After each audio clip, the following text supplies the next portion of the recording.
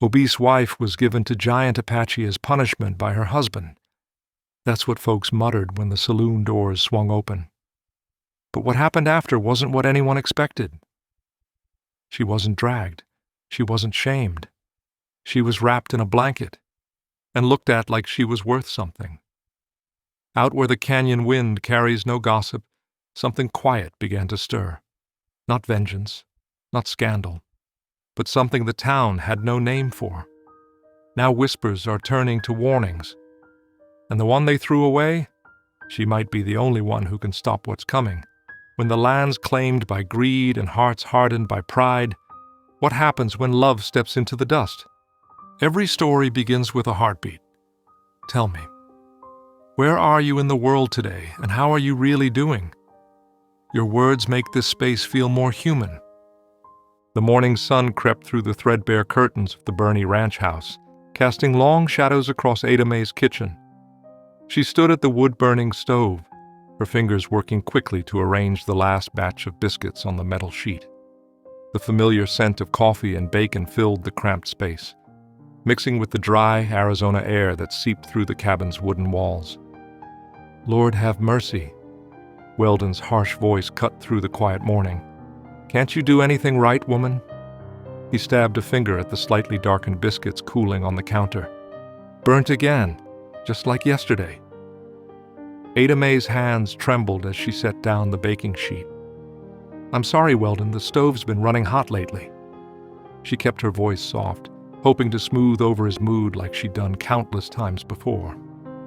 Excuses? Weldon dropped heavily into his chair at the table, boots leaving dusty marks on the floor she'd swept clean just hours before. A proper wife would know how to manage her own stove. They ate in tense silence, broken only by the scrape of forks against plates and the distant lowing of cattle. Ada Mae watched from the corner of her eye as Weldon wolfed down the eggs and bacon, pushing aside the biscuits with a look of disgust. When he finished, he shoved back from the table without a word, grabbed his hat, and strode to the door. Will you be home for supper? Ada Mae asked, her voice barely above a whisper. Got business in town. The door slammed behind him, and moments later she heard the thunder of hoofbeats heading toward Flatwater Crossing. As Ada Mae cleared the breakfast dishes, her hands moved automatically through the familiar motions of washing and drying. The morning stretched on, filled with the endless tasks of maintaining the ranch house. It wasn't until mid-afternoon that she heard rapid footsteps on the porch. Young Tommy Wheeler, one of their ranch hands, burst through the door without knocking. Ms. Burney, your husband's down at Dawson's place again, gambling up a storm. Ada Mae's heart sank. They couldn't afford another gambling loss, not with the bank already threatening to foreclose on the ranch. She thanked Tommy with a forced smile and watched him dash back to his duties. The sun was setting, painting the desert sky in shades of orange and purple, when she heard the approaching hoofbeats of a military horse. A courier from Fort Teasdale dismounted in the yard, his blue uniform stark against the dusty landscape. Mrs. Burney? He removed his hat, revealing a young face creased with discomfort. There's a situation in town. Your husband, he's made some kind of wager, something personal-like. Mrs. Henderson next door said she'd escort you in her wagon if you'd like. The ride into town was silent, save for the creak of wagon wheels and Mrs. Henderson's occasional concerned glances. The streets of Flatwater Crossing were unusually crowded for dusk, with clusters of townsfolk gathering outside Dawson's saloon. Inside, the air was thick with tobacco smoke and tension. The crowd parted as Ada Mae entered, revealing Weldon slumped at a poker table, empty whiskey glasses scattered before him. Across from him sat a tall Apache warrior, his face composed and dignified despite the jeers from the onlookers. There she is! Weldon's voice was slurred, triumphant. Come here, woman. Meet your new owner. The crowd's laughter felt like physical blows against Ada Mae's skin. Weldon, she whispered, what have you done? Lost everything else, he sneered. Might as well lose you too. You're his problem now. He gestured carelessly toward the Apache warrior. Fellow here's called Taza Lay. Reckon he's got more use for a useless wife than I do. The saloon erupted in cruel laughter and whispered comments. Ada Mae stood frozen, shame burning through her entire body. Not a single person moved to help her, though she saw pity in some faces and disgust in others. Tazelay rose from his seat, his movements deliberate and graceful. He approached Ada Mae, unwrapping a beautifully woven blanket from his shoulders. Without speaking, he draped it gently around her, the soft wool settling like a shield against the stares of the crowd. When he finally spoke, his voice was low and clear, carrying easily through the now silent saloon. "You are not shame." His dark eyes met hers with unexpected kindness. "The shame belongs to others." Ada Mae clutched the blanket around her shoulders, its warmth somehow reaching past the cold horror of the moment. In those few words, Tazelay had shown her more respect than Weldon had in years of marriage. The desert twilight painted long shadows across the rocky terrain as Ada followed Tazelay and 2 other Apache riders eastward from Flatwater Crossing. The steady clip-clop of her mule's hooves matched the slow rhythm of her heartbeat. No one had spoken since they'd left town, but the silence felt different from the tense quiet of her old kitchen. It held a kind of peace.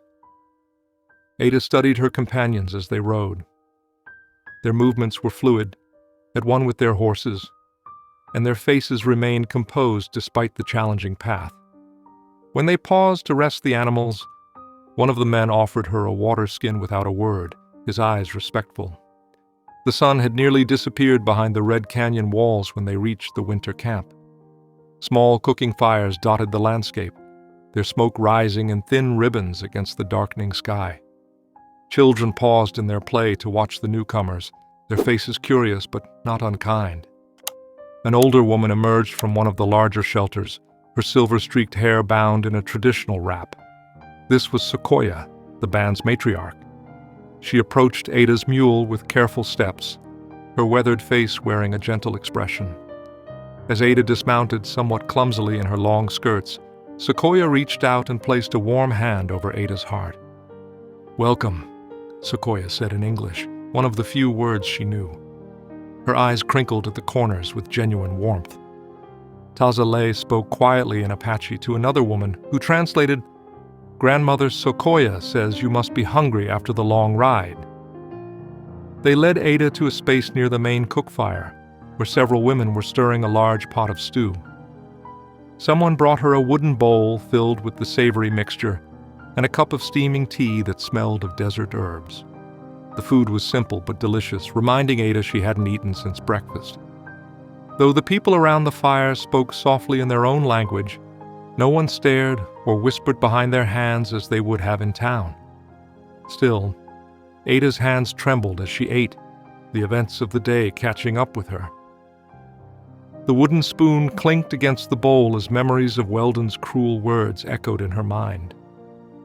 When night fell completely, Sequoia showed Ada to a small shelter prepared with clean furs and blankets. Despite the comfortable bedding, sleep proved elusive. Ada lay awake, listening to the night sounds of the desert, so different from her ranch house. Coyotes called in the distance, and the wind whispered through the canyon rocks. She dozed fitfully, starting awake at every unfamiliar noise. The first rays of dawn were just touching the canyon rim when Tazelay appeared at her shelter's entrance. He carried a bundle of clean linens and gestured for her to follow. Ada straightened her rumpled dress and followed him along a narrow path that wound between towering red rocks. The path opened onto a small spring, its clear water bubbling up from between moss-covered stones. Tazelay demonstrated how to fill the water vessels without disturbing the spring's sandy bottom, then stepped back to give her privacy. Throughout the morning, Ada observed the camp's daily routines. Women worked at cooking fires or prepared hides for tanning. Children carried out their chores without complaint, so different from the grumbling ranch hands she was used to. Occasionally, someone would teach her a simple Apache word, water, thank you, good morning. A small boy, perhaps 7 or 8 years old, approached her as she sat learning to weave a simple basket.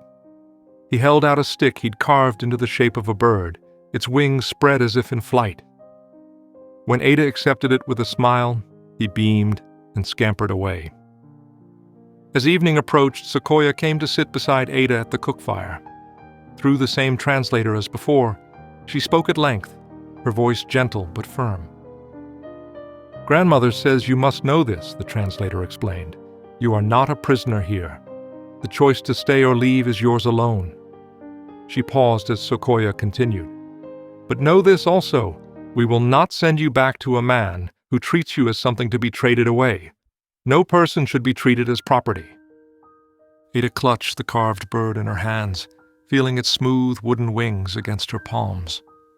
All day she had watched these people, their quiet dignity, their gentle treatment of her, their complete lack of the cruel mockery she'd grown accustomed to in town.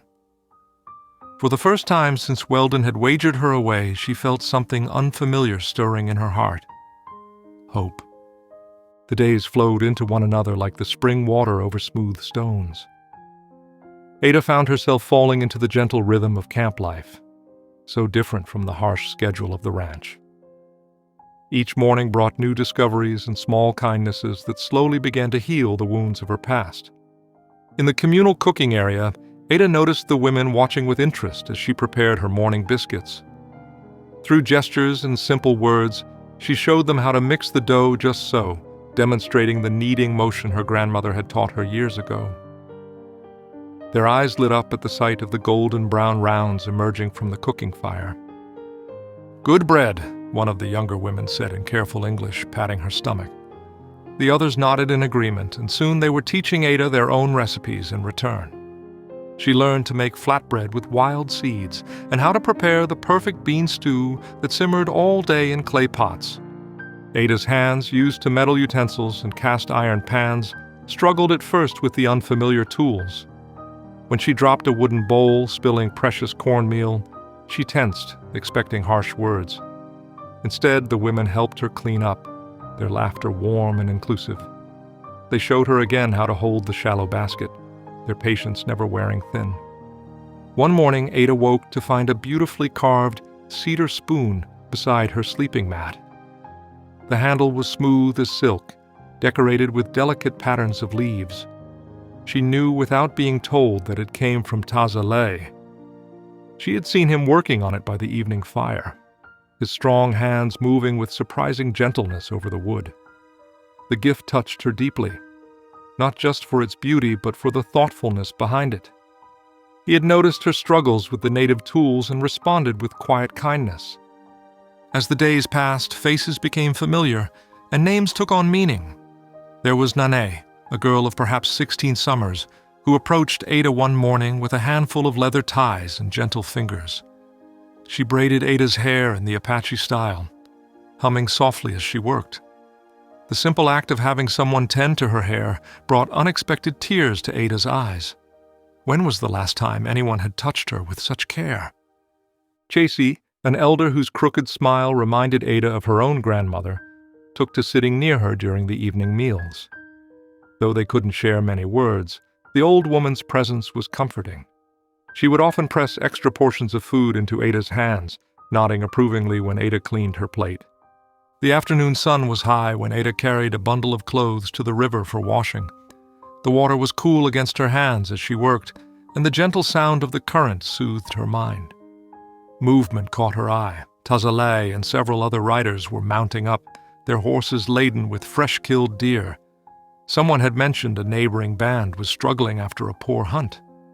Ada watched as they rode out, admiring how Tazaleh sat tall in his saddle, leading his people with quiet strength. The sun had dipped behind the canyon walls by the time the hunting party returned.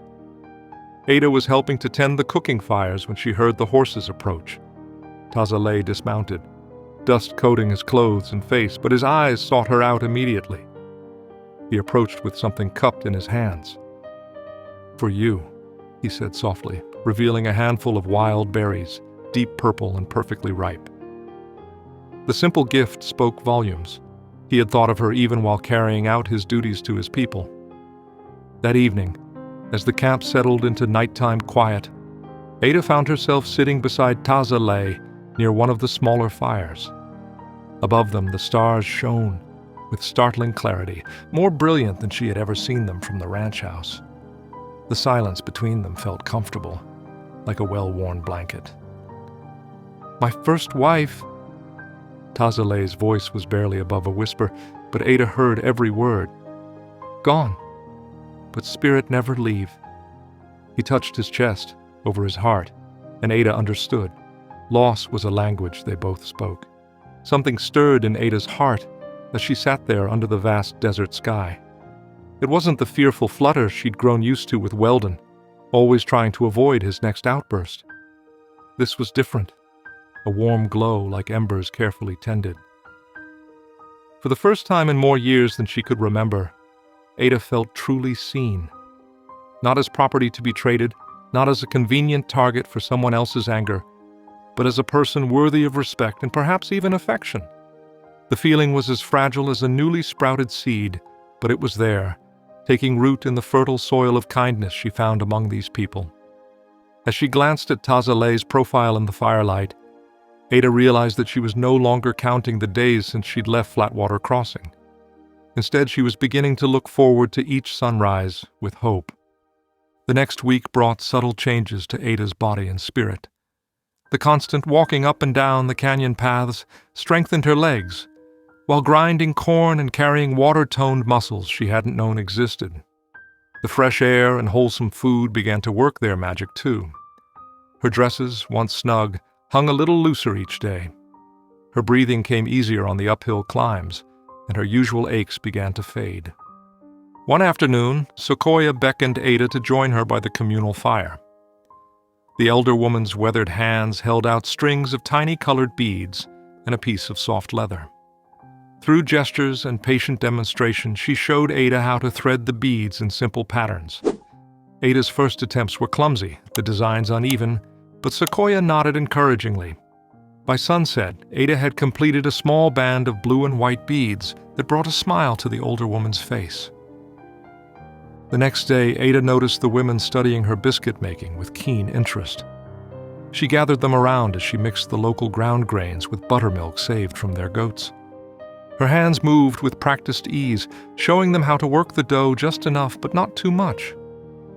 When the first batch came out of the cooking fire, golden brown and fluffy, appreciative murmurs rippled through the group. Even the children came running at the smell, their eyes wide at the unfamiliar treat. The true test of acceptance came when little Tasunki fell ill with fever. The 6-year-old boy's mother paced anxiously as Sequoia prepared traditional remedies. Ada remembered the fever-breaking techniques her grandmother had taught her and quietly offered to help. Through the night, she sat with the boy, placing cool cloths on his forehead and helping Sequoia administer the medicine. By dawn, Tasunki's fever had broken and he slept peacefully. His mother gripped Ada's hand in silent gratitude, tears in her eyes. The news spread quickly through the camp, and Ada noticed a shift in how people looked at her, with deeper trust and inclusion. That evening, as the community gathered for the traditional story circle, Tazalet approached Ada where she sat slightly apart from the group. His hand extended toward her, palm up, an invitation. "Come," he said simply, gesturing to a place among the elders. Ada's heart swelled as she took her seat, feeling the warmth of acceptance wash over her. The stories, though told in Apache, held her spellbound with their rhythm and emotion. She watched the firelight dance on the faces around her, seeing dignity and wisdom in every line and shadow. The peace of the evening shattered when a rider approached the camp at speed. The man, an Apache scout, dismounted with urgent news for Tazalet. Though they spoke in low voices, Ada could hear the tension in their words. She caught fragments of their heated exchange, mentions of Flatwater Crossing, military movements, rumors of raids. The scout's gestures grew more animated as he spoke of soldiers asking questions about a missing white woman. Ada's stomach clenched. She was the reason for this unrest. The thought of bringing trouble to these people who had shown her nothing but kindness made her feel sick. She watched Tazalet's face in the firelight, saw the concern etched there as he listened to the scout's report. The next morning, before the sun had cleared the canyon rim, Tazalet found Ada by the spring where she drew her daily water. His face was serious, but his eyes held gentleness as he spoke. Men in town, he said carefully, choosing his English words with precision. They say I stole you. He shook his head slowly. They lie. He paused, making sure she understood. You stay. His hand gestured to the camp, then pointed toward Flatwater Crossing. Or ride back. Your choice. Ada's heart pounded against her ribs. The weight of the decision pressed upon her, but in truth she had made her choice days ago, with each kind word, each shared meal, each moment of respect she'd been shown. Here she had found something she thought lost forever: dignity, purpose, and the first stirrings of joy. Looking directly into Tazalet's eyes, Ada spoke with quiet firmness. I'm not going back to him. The words came out strong and clear, surprising even herself with their certainty. She saw something flash in Tazalet's eyes. Relief, perhaps, or understanding. He nodded once, accepting her decision with the same respect he'd shown since that first night in Flatwater Crossing. Back in Flatwater Crossing, Weldon Burney burst through the doors of the Thirsty Cactus Saloon, his face red with rage and cheap whiskey. He slammed his fist on the bar, making the tin cups rattle. That Apache done stole my property, he bellowed to anyone who would listen. My own wife, taken right from under our noses. His voice cracked with anger, though those who knew better remembered how he'd wagered Ada away himself. Harlan Drebin sat in his usual corner, watching Weldon's display with calculated interest. The land baron's fingers drummed against his water glass as a plan formed in his mind. He'd had his eye on those water-rich canyon lands for months now, and this situation might just provide the leverage he needed. Rising smoothly from his chair, Drebins approached Weldon with the practiced ease of a man used to manipulating others. Now, Weldon, he said, his voice honey-smooth, seems to me there's a proper way to handle this situation. He gestured to an empty chair at his table. Weldon slumped into the seat, and Drebins leaned in close. Fort Teasdale's got a duty to protect white folk from Indian depredations. File a claim of abduction, and they'll have to act. His eyes glinted. Might even push those Apache clear out of those canyons altogether. The next morning, Weldon rode to Fort Teasdale with Drebin's words burning in his mind. He spun his tale of theft and kidnapping, conveniently forgetting the poker game that had started it all. Meanwhile, in the Apache camp, Ada sat cross-legged in her wickiup, carefully writing by lamplight. The paper was precious, borrowed from Sequoia's small store of trade goods. Ada's pen scratched softly as she composed her letter to the Indian agent in Santa Fe, choosing each word with care. I write to assure you of my safety and well-being, she wrote, and to request peace talks between the people of Flatwater Crossing and the Chiricahua Apache band who have shown me nothing but kindness. She detailed her voluntary presence in the camp and her fear that others might twist the situation to harm these people who had become her friends. When the letter was finished, Sequoia's son, Swift Horse, prepared for the long journey to Santa Fe. Ada watched him ride out at dawn, knowing it would take 2 weeks to reach the Indian agent. She prayed her words would arrive in time to prevent trouble. 3 days later, the afternoon quiet shattered at the sound of approaching horses. Tazalet, who had been showing Ada how to prepare deer hide, suddenly tensed. 2 soldiers in blue uniforms rode along the canyon's edge, their rifles clearly visible. Inside, Tazalet whispered urgently, guiding Ada toward the nearest wickiup. Stay quiet. His hand brushed her arm briefly before he turned to face the potential threat. Ada crouched in the dim shelter, her heart thundering so loud she feared the soldiers might hear it. Through a small gap in the wickiup's covering, she watched Tazalet walk calmly to meet the soldiers. They exchanged words she couldn't hear, while women casually continued their work nearby, acting as if nothing was amiss. After what felt like hours, the soldiers finally rode away. That evening, as the camp settled into its normal routine, Ada noticed Tazalet gathering building materials, sturdy poles, fresh wickiup coverings, and new sinew for binding. In the fading light, he began clearing ground near the other family dwellings. His movements were purposeful as he set the foundation poles for a new wickiup, one notably larger than the others. Sequoia watched from her cooking fire, a knowing smile playing at the corners of her mouth. When Ada caught her eye, the older woman's smile deepened, and she nodded slightly toward Taza Lei's work. Ada felt warmth spread across her cheeks as she understood the meaning. This was no ordinary dwelling being built. The next morning, Ada woke to find her cedar spoon, the one Taza Lei had carved for her days ago, placed carefully beside her sleeping mat. She picked it up, turning it in the early light, and caught her breath.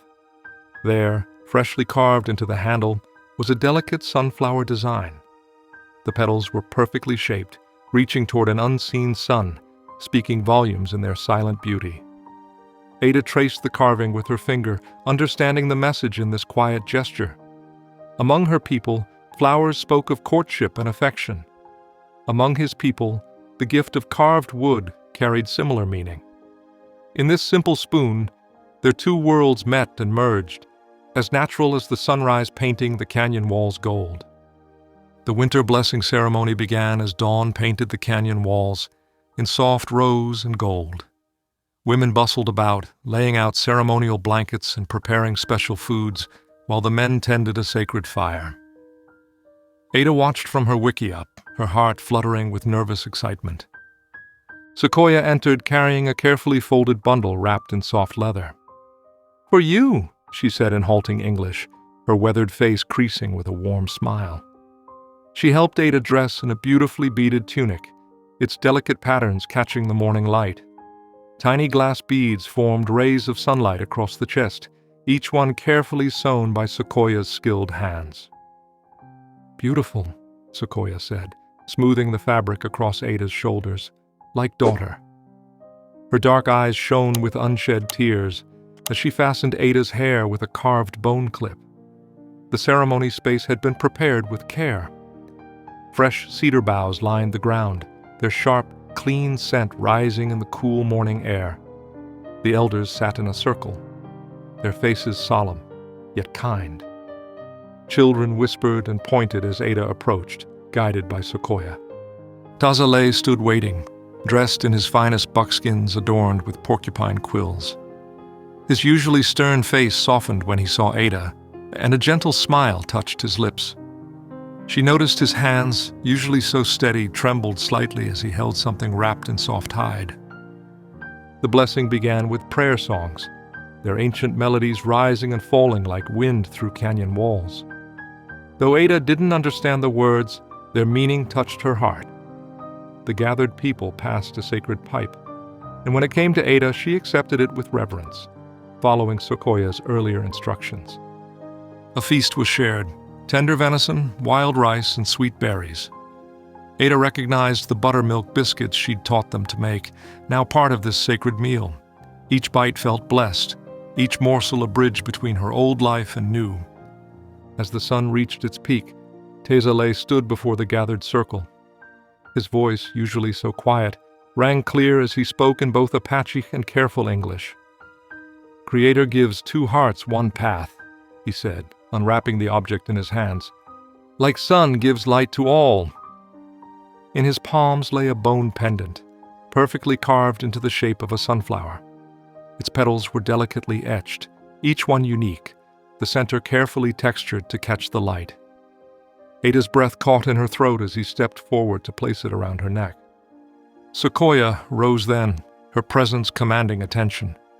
She placed one hand on Ada's head and one on Taza Lei's, speaking words that needed no translation.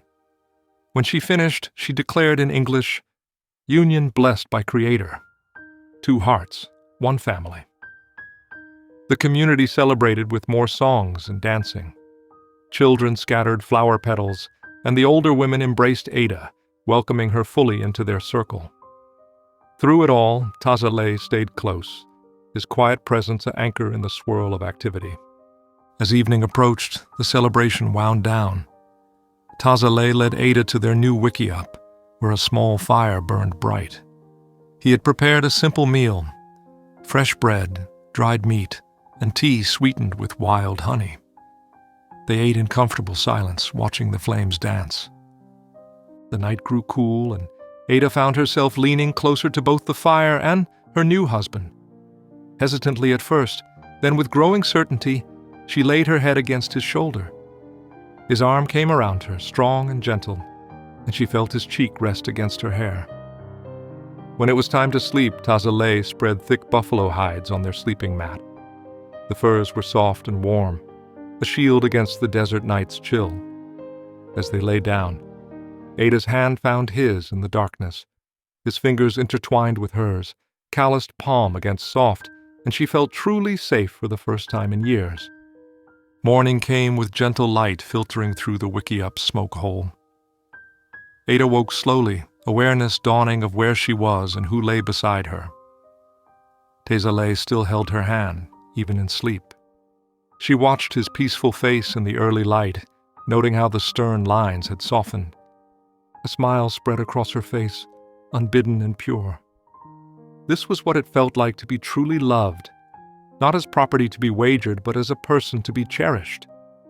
The sunflower pendant rested warm against her chest, a tangible reminder of her new life and the family who had chosen her. The 10 days following the ceremony passed like a gentle stream, each moment flowing naturally into the next. The children of the camp had taken to calling Ada Sunflower Woman, their small voices bright with affection as they ran to greet her each morning. The name fit her as perfectly as the pendant that never left her neck. In those days, Ada found her place among the people. Her hands, once soft from ranch life, grew stronger as she worked alongside the other women. She showed them how to mix wheat flour with ground yucca root, creating breads that held their shape better in the desert heat. The young girls gathered around her at the cooking fires, their eyes wide as she demonstrated the proper way to knead the dough. "Like this," she would say, pressing her palms into the mixture, "gentle but firm, just as your mothers taught you to gather herbs." The girls would nod, understanding the bridge she built between their ways and hers. When Navajo traders visited the camp, Ada's presence opened new doors. Her knowledge of frontier goods helped establish fair trades, and her quiet dignity earned respect from the visitors. She learned to say thank you in 3 languages now, English, Apache, and Navajo, each word a thread weaving communities together. The evening sun was setting, painting the canyon walls deep red, when a lone rider appeared at the camp's edge. The man, dusty from long travel, carried a sealed envelope from the Indian Agency in Santa Fe. Ada's heart quickened as Tazaleh read the contents, his face growing serious. "They want peace talk," he said, looking up at her. "In Flatwater, they ask for you."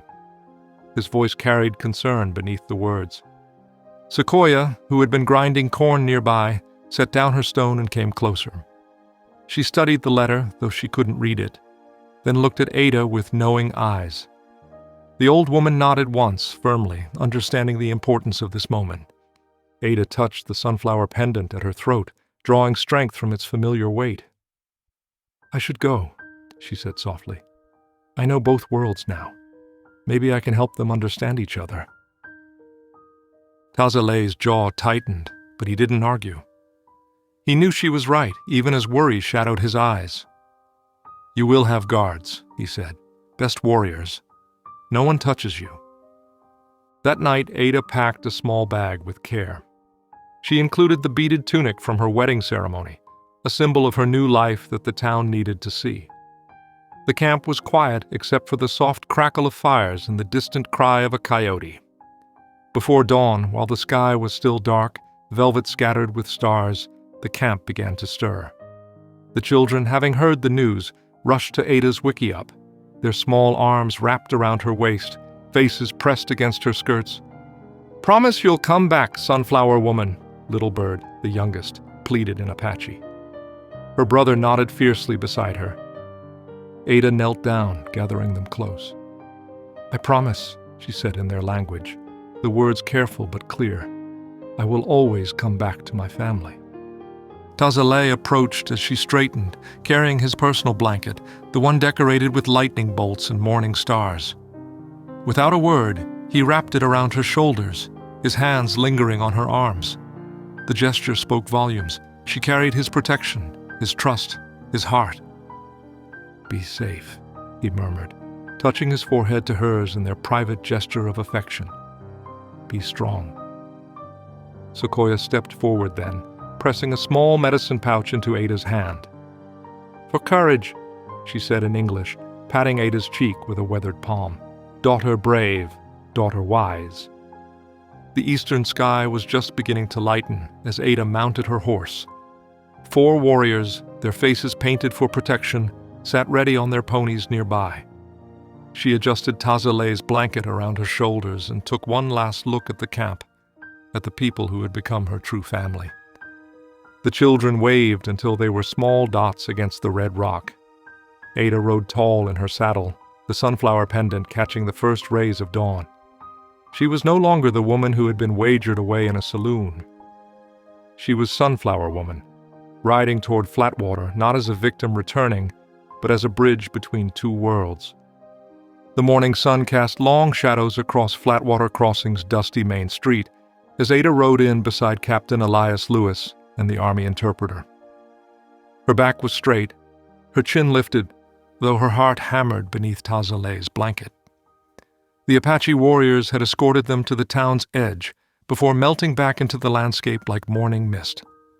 Townspeople stopped in their tracks, staring openly at Ada's transformed appearance. Her healthy glow and confident posture were a far cry from the downtrodden woman they remembered. She wore a clean frontier dress beneath the striking Apache blanket, the sunflower pendant gleaming at her throat. "Would you look at that?" someone whispered loudly. "She's actually come back." Outside the general store, Mrs. Patterson, the preacher's wife, caught Ada's eye for a brief moment before quickly turning away, her lips pressed into a thin line. Ada felt the sting, but kept her gaze steady, remembering Sequoia's words about courage. The church hall stood waiting, its weathered doors thrown open to the morning air. Inside, wooden chairs had been arranged in rows, with a long table at the front for the town council. Ada was directed to sit alone in the first row, the empty chairs around her speaking volumes. Captain Lewis positioned himself near the door, his presence both protective and official. The interpreter, a young man with kind eyes, sat within easy reach of Ada's seat. One by one, the others filed in, council members in their Sunday best, military officers with polished buttons, and Harlan Drebbins in his fine Eastern suit. The hall fell silent as Weldon burst through the doors, his face flushed with drink despite the early hour. He jabbed a finger toward Ada. "There she is! My wife, taken and defiled by that Apache devil." His voice cracked with rage. "I demand justice!" Ada rose slowly, her hands steady though her heart raced. The sunflower pendant caught the light streaming through the windows. "I will tell you what really happened," she said, her voice clear and carrying to every corner of the hall. "My husband lost at cards and wagered me like a piece of property." She looked directly at the town council. Tazalei treated me with more respect in those first moments than I had known in years. He and his people gave me choice, to stay or go as I wished. Her words rang with quiet dignity. I chose to stay. I chose to marry him before God and his people. Drebbins shot to his feet, his face twisted. "You can't mean to tell me you actually married one of those That's enough!" The sharp voice cut through the hall. Pastor Matthews stood, his aged face stern. "I have sat silent too long, watching this town turn blind eyes to cruelty." He looked around the room, meeting shocked faces. "This woman before us is more Christian than any of us here today. She shows mercy where we showed none. She builds bridges while we build walls." A murmur rippled through the crowd. Ada saw Mrs. Miller, the baker's wife, nodding slowly. Old Mr. Thompson, who had lost a son to frontier violence, wiped his eyes with a weathered handkerchief. Captain Lewis cleared his throat. "We'll take 2 days to review all testimonies and evidence. A final decision regarding Mrs. Burney's status will be reached then." He looked pointedly at Weldon. "Until then, she remains under military protection." The meeting dispersed in tense clusters, people speaking in low voices as they filed out. Ada felt drained but unbowed. Sarah Whitaker, a widow who lived just outside town, touched her arm gently. "You'll stay with me tonight, Ada," she said softly. "My home's not much, but it's safe and quiet." As they walked to Sarah's wagon, Ada heard snippets of conversation from the dispersing crowd. Some still muttered darkly, but others spoke with thoughtful tones about change and understanding. She had planted seeds today, small as mustard seeds perhaps, but with faith they might grow.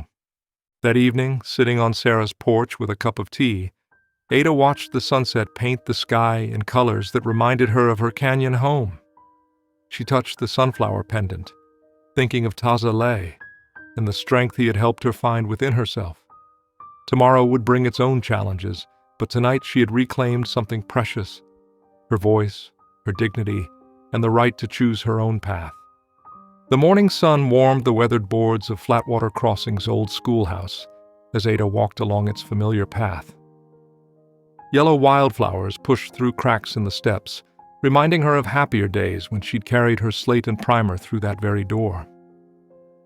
She touched the rough wood frame, remembering how tall it had seemed when she was small. "Mrs. Burney?" A young woman's voice startled her from her thoughts. "I'm Miss Carolyn Fletcher, the new teacher." Ada turned to see a fresh-faced woman in her early 20s, arms full of books and papers. "Just Ada, please," she said softly. Miss Fletcher's eyes brightened with recognition.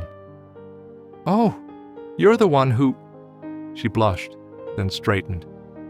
"Would you consider speaking to my girls? They've been asking about you, and I think they could learn something about courage." Ada hesitated, touching the sunflower pendant at her throat. "What would you want me to say?" "The truth," Miss Fletcher replied simply, "about choosing your own path, even when others disapprove." Inside the schoolhouse, a dozen young faces looked up from their primers. Ada's heart warmed as she recognized several children she'd known as babies. She spoke quietly about respect, about listening to one's heart, about finding strength in unexpected places. The girls leaned forward, drinking in every word. "Sometimes," Ada said, "being brave means standing up for what's right, even when you're scared." Little Mary Thompson raised her hand. "Did you have to be brave, Miss Ada?" "Yes," Ada answered honestly, "and I still do, every day." Meanwhile, across town at the Dusty Spur Saloon, Weldon Burney slumped over his fourth whiskey of the morning. His bloodshot eyes burned with hatred as two cowhands, Brady and Tucker, listened to his slurred ramblings. "She's my property," he spat. "Gonna take her back tonight. Show her what happens when she shames me like this."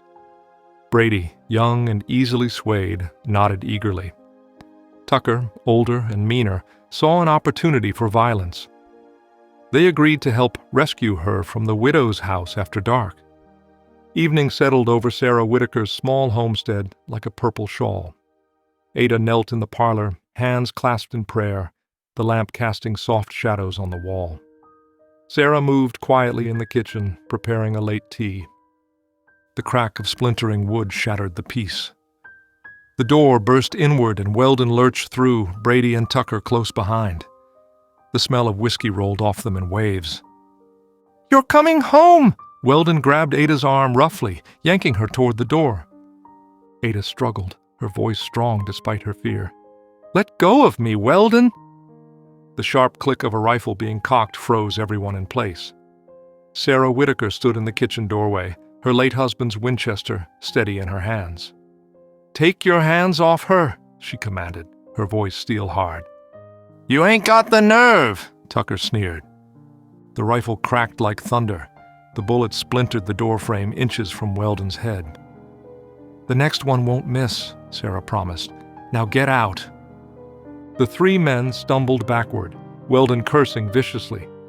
They scrambled into the night just as hoofbeats announced the arrival of Sheriff Matthews and two deputies drawn by the gunshot.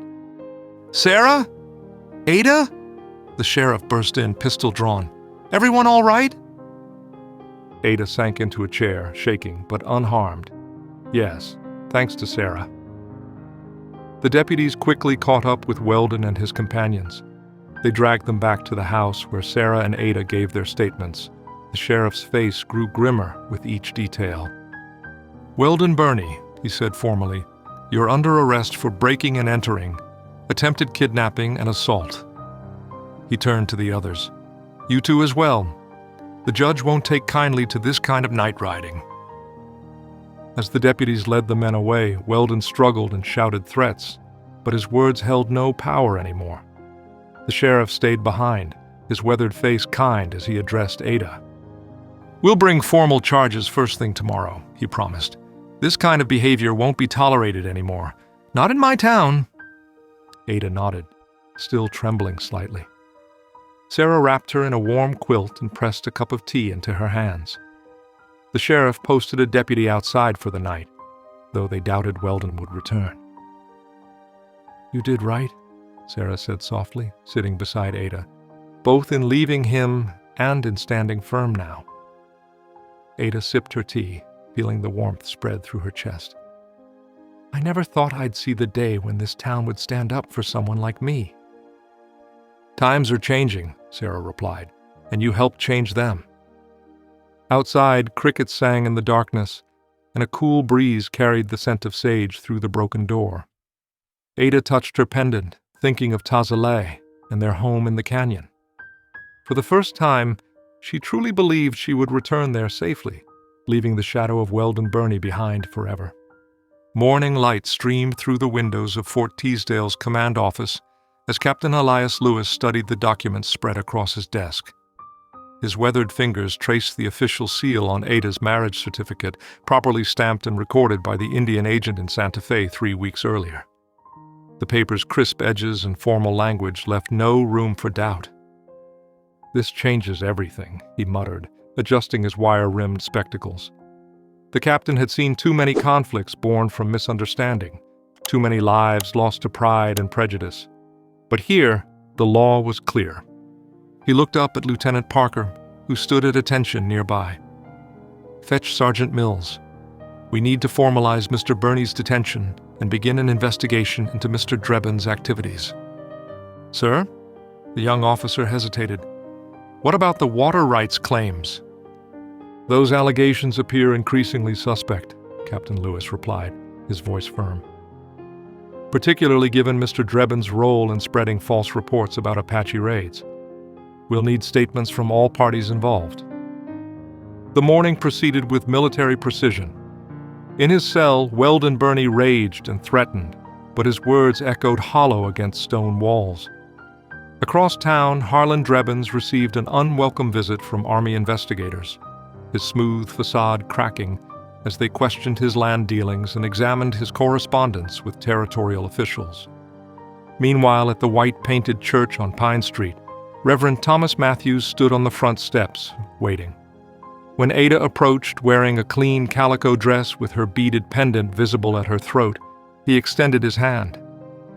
"Mrs. Ada," he said warmly, purposefully avoiding her former surname, "we would be honored if you would join us for Sunday service." Ada's eyes widened slightly. "Are you certain, Reverend? Some folks might not approve." "Let them wrestle with their own consciences," he replied, his kind face creasing with a smile. "Our Lord teaches us about love, not judgment. Besides, I reckon we could all learn something about forgiveness from your example." Inside the church, heads turned as Ada made her way to an empty pew. Some faces turned away, and whispers rustled like dry leaves, but others nodded in greeting. Sarah Whitaker patted the seat beside her, and Miss Fletcher, the schoolteacher, smiled openly. The morning sunlight filtered through colored glass, casting rainbow patterns across the wooden floors. As the congregation sang "Amazing Grace," Ada's clear voice joined the chorus. She felt tears welling in her eyes, not from shame or fear, but from the simple joy of belonging. After the service, as people filed out into the autumn morning, a small figure darted forward. Little Jenny Cooper, no more than 8 years old, clutched a piece of paper in her hands. "Miss Ada!" The girl thrust the drawing forward, her face beaming. "I made this for you." Ada carefully unfolded the paper. Drawn in bright colors was a tall figure wearing a dress decorated with yellow petals. Above it, in careful childish letters, were the words, Sunflower Lady. It's beautiful, Jenny, Ada whispered, touching the rough paper gently. Thank you. More townspeople gathered around, some offering hesitant greetings, others speaking of trade possibilities with the Apache camp. The preacher's wife brought over a basket of fresh-baked rolls, wrapped carefully in a clean cloth. For your journey home, she said softly, emphasizing the word home with understanding. The next morning dawned clear and cool. Ada stood beside her mounted escort at the edge of town, the same soldiers who had accompanied her days earlier. But now their presence felt more like a bridge than a barrier. Captain Lewis himself had ridden out to see them off. Your marriage is legally recognized, Mrs. Ada, he said formally. You have the full protection of both territorial and federal law. He paused, then added more quietly, and you have my personal respect for your courage. Ada adjusted her shawl. Tazalé's blanket folded carefully in her saddlebags, along with Jenny's drawing and the basket of rolls. The weight of fear she had carried for so long felt lighter now, replaced by a gentle peace. As they rode east toward the canyon lands, Ada noticed how differently she saw the landscape now. The red rocks were no longer barriers but guardians. The dusty trail was not an escape route but a path home. Behind her, Flatwater Crossing grew smaller, but it no longer felt like a place she had to flee. Instead, it had become simply another part of her larger world, a world big enough to hold all the pieces of who she had become. The canyon walls echoed with joyful calls as Ada's party approached the camp. Children ran ahead, their voices carrying the news of her return. Women emerged from wickiups, dropping their work to gather at the path's edge. Even the elderly men, usually stoic, smiled broadly at her approach. But Ada's eyes sought only one face.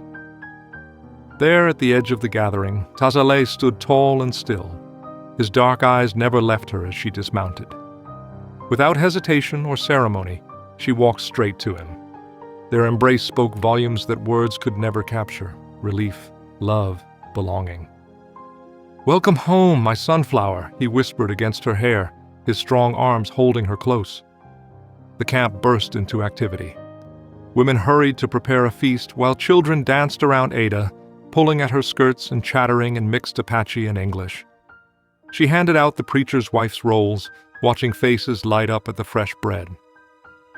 Sequoia approached with dignified grace, her silver-streaked hair gleaming in the late afternoon sun. "The spirits kept you safe," she said through a young interpreter. Her weathered hands clasped Ada's warmly. As the sun began its descent behind the canyon walls, the celebration grew. Meat sizzled over open fires, and the air filled with the rich aroma of stewing vegetables and fresh bread. Ada sat beside Tazalé, their shoulders touching as she shared news from town.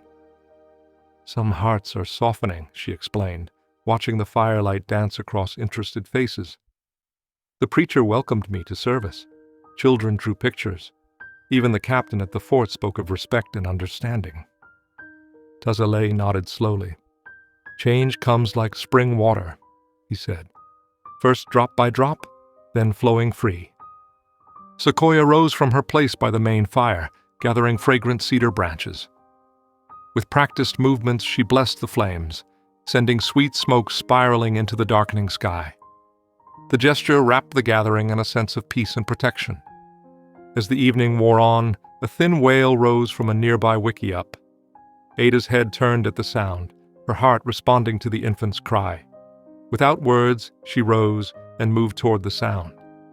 Inside the dim shelter, a young woman named Morning Star struggled to comfort tiny Ashki, whose mother had died bringing him into the world just weeks before. The baby's face was red with crying, his small body rigid with discomfort. "May I?" Ada asked softly, holding out her arms. Morning Star nodded gratefully, passing the bundle to Ada. With gentle hands, Ada cradled Ashki against her chest, humming softly as she rubbed his back in small circles. The baby hiccuped, his cries gradually settling into whimpers. Tazalé appeared in the wickiup's entrance, watching silently as Ada swayed with the infant.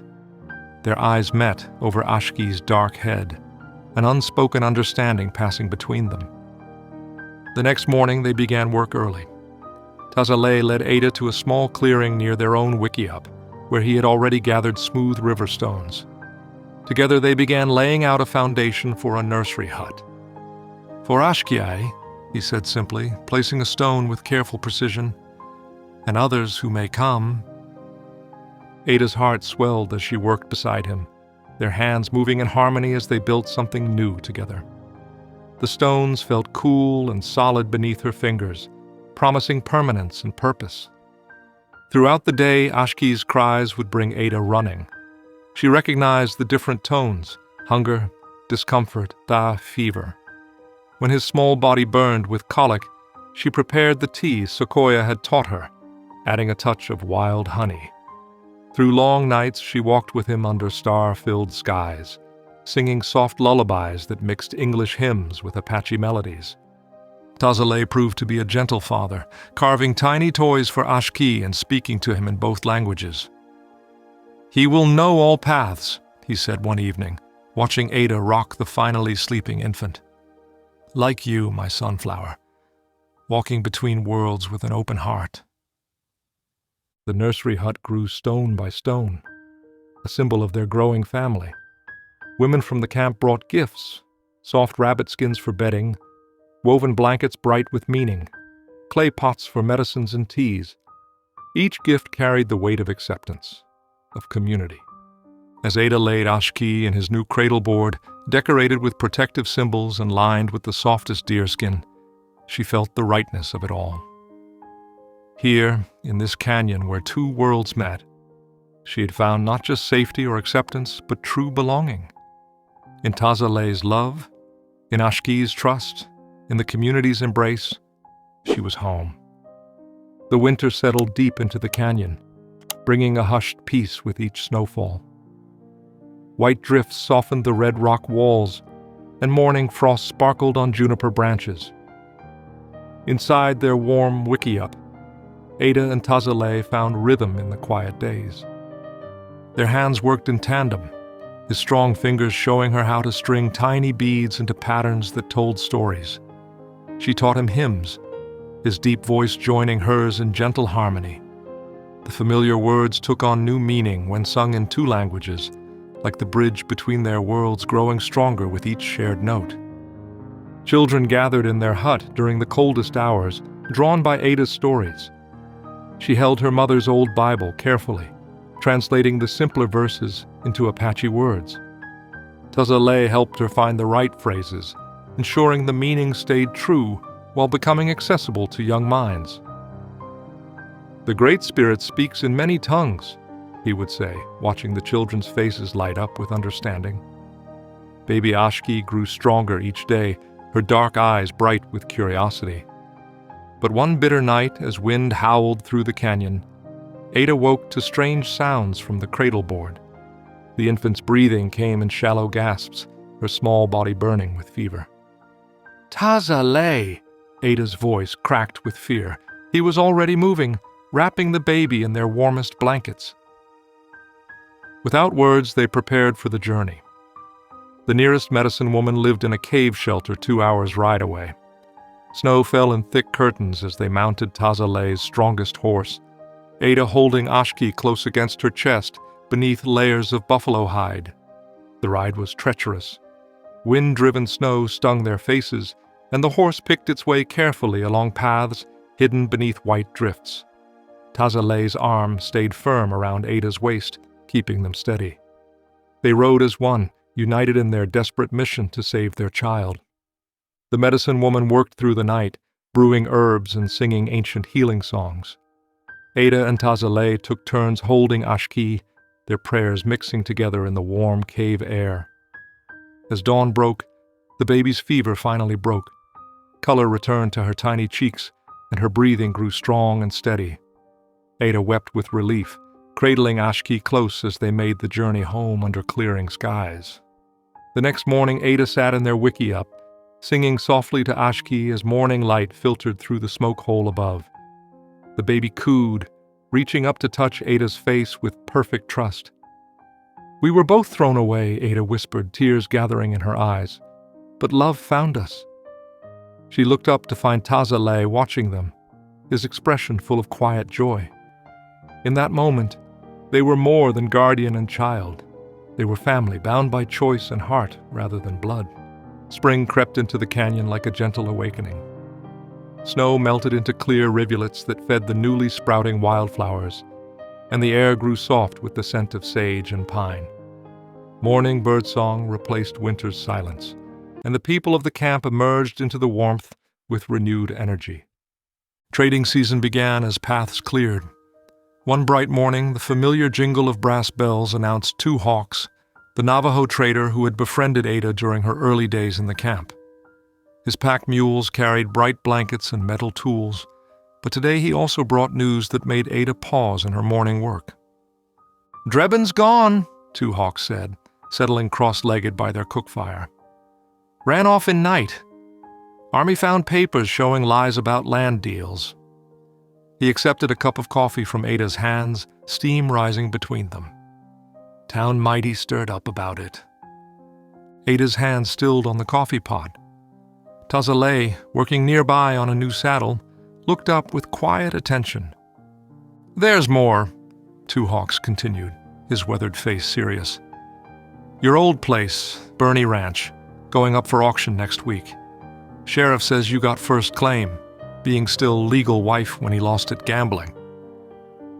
Ada shook her head slowly, remembering the dusty windows and cramped rooms where she had spent so many bitter years. "No," she said firmly. "I don't want it." She walked to where Ashki played with carved wooden animals in the shade. Lifting the toddler onto her hip, Ada turned back to Two Hawks. "Tell them to give the money to the orphanage fund.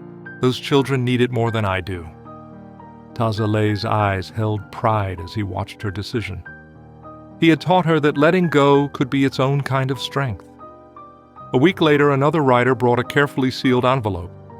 Inside was an official invitation from the town council, requesting Ada's presence as a speaker at the upcoming Founders' Day celebration. The formal language couldn't hide their hope for reconciliation, for her to help bridge the gap between town and tribe. Ada sat with the letter all afternoon, watching shadows move across the canyon walls. Sequoia brought her tea and listened as Ada spoke her thoughts aloud. "They want to make things right," Ada said softly. "But I don't need to stand in front of them to prove anything anymore." She took out her writing box, a gift from Tazalay, and penned a gentle refusal. But she didn't send the letter empty-handed. The next morning, she packed 6 carefully preserved jars of wild peaches, gathered and put up during the previous summer's abundance. With them, she included a simple note: "Peace is worth planting." "Like peach trees," Tazalay said when she showed him the message. "Slow to grow, but sweet fruit comes in time."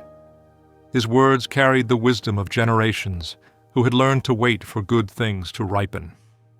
That afternoon, as the spring breeze picked up, Tazalay helped Ada hang wind chimes above the doorway of their new home. The structure combined both their traditions, sturdy log walls like the frontier cabins Ada knew, but with the circular shape and smoke hole of a traditional wickiup.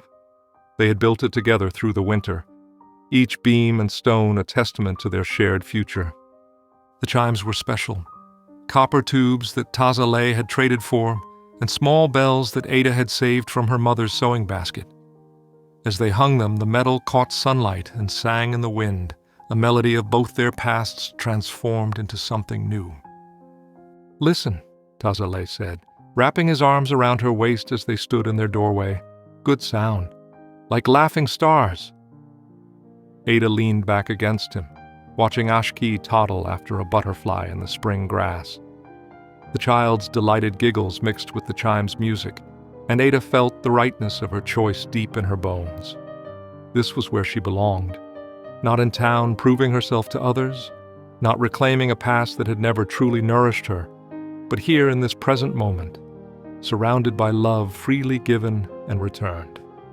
The wind carried the scent of blooming cliff rose, and overhead, the chimes sang their sweet random song. Ada closed her eyes and smiled, at peace with all that was, and all that would be. Spring had come and gone, and another year had painted the canyon with its seasons. The afternoon sun cast long shadows through the junipers as Ada Mae, now known throughout the region as Sunflower Woman, sat in her favorite spot outside the wickiup. The carved wooden rocking chair, a gift from Tazaleh for her last birthday, creaked softly as she cradled little Ashki against her chest.